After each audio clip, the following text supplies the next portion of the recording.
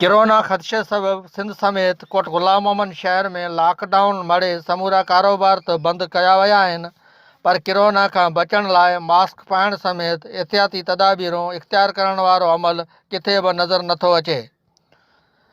जॾहिं त शहर में मुसलसल लॉकडाउन सबब दुकानदार तोड़े मज़दूर तबिको सख़्त परेशान हाल नज़र अची रहियो आहे। परेशानियूं आहिनि भई, के दुकान खुलिया पिया आहिनि त के बंदि पिया आहिनि ऐं हुन खां पोइ सॼा दुकान बंदि कोन आहिनि ऐं को मार्केट खे ज़ोरी पिया बंदि कराइनि ऐं बाक़ी मुकमल शहर जेके खुलियो पियो आहे, या त सभिनी खे बंदि करायो या सभिनी खे इजाज़त ॾियो।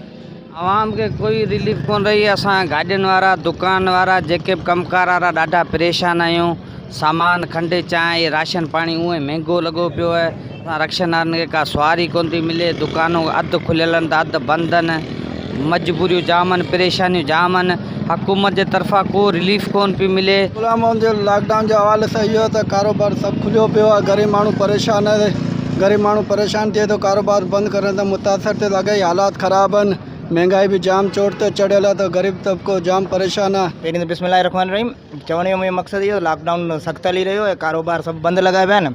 कपिड़नि जा दुकान ही उहो सभु जूते जा दुकान टोटली बंदि। ग़रीब माण्हू परेशान ऐं रोज़गार वारो माण्हू जेको रोज़ कमाइण वारो खाइण वारो उहो ॾाढो परेशान आहे, छो त कारोबार जॾहिं ठप थी विया आहिनि, कमकार हले कोन पियो। दुकानदारनि ऐं मज़दूरनि सिंध हुकूमत खां अपील कंदे घुर कई त SOPs ते अमल लाइ सख़्ती आणे शहर मां लॉकडाउन ख़तमु करायो वञे। कैमरामैन शादिल ख़ासि के लिए हसन काइम खानी सां गॾु जावेद कालरो, सन TV न्यूज़, कोट गुलाम मोहम्मद।